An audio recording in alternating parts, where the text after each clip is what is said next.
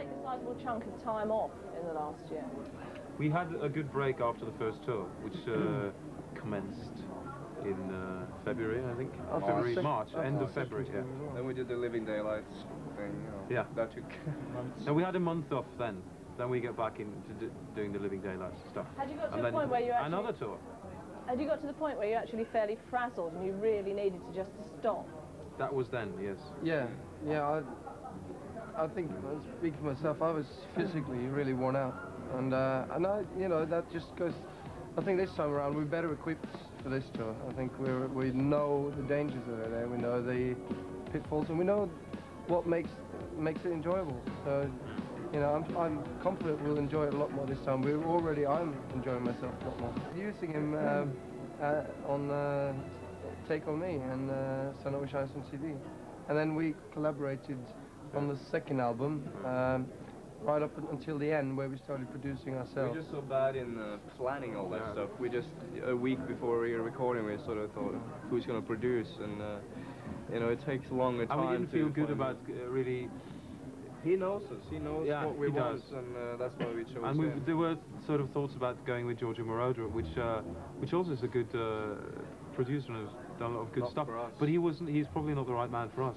It was an experiment for us, just a mental experiment, I think, just thinking what it would be like to try to go with some, get a sort of an American influence in from that side, and just see what happened. But in the end, when it doesn't feel 100% right, you've got to go with your strongest instinct, and in the end, Tani seemed the most, you know, the best alternative. We didn't go for those producers who exercise a fair degree of control. Is that what you're looking for? Somebody to crack the whip over you? No.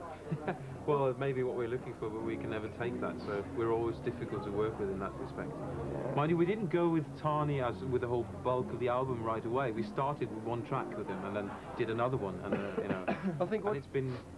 Yeah. What you're thinking of, especially with Alan, is he's used to working with solo artists, and also apart from producing, he writes and does everything himself.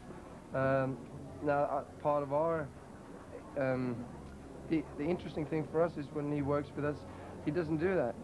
He lets us get on with it and just keeps us on a track.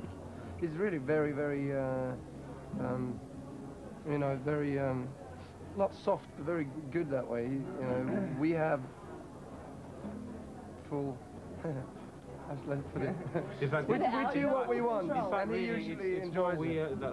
We have to be more careful, really, that we don't completely wheel him down, because he's a quiet man. He's that type of, you know, he's not an aggressive type. We can be Norwegians, they're a little strange. We can have little odd ways of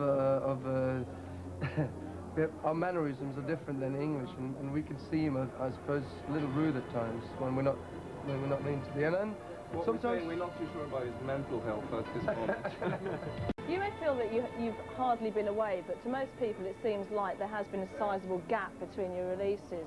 So what do you feel your standing is worldwide at the moment? We don't really know. I'm amazed by the reception or the treatment we've been given by the audience so far. We've done 4 gigs now here. Especially in England, I think, where things happen so fast, and you can be in, you can be out without changing your shoes. And I certainly haven't changed my shoes since and you're out. But again, it really has. It threw me a bit. The response from the audience was amazing. So I felt we didn't somehow deserve it because we've been away for so long. Really. We sort of relied on. If you go away with something good, you know, you can hopefully stay away for quite a long time, and still there's a place for you.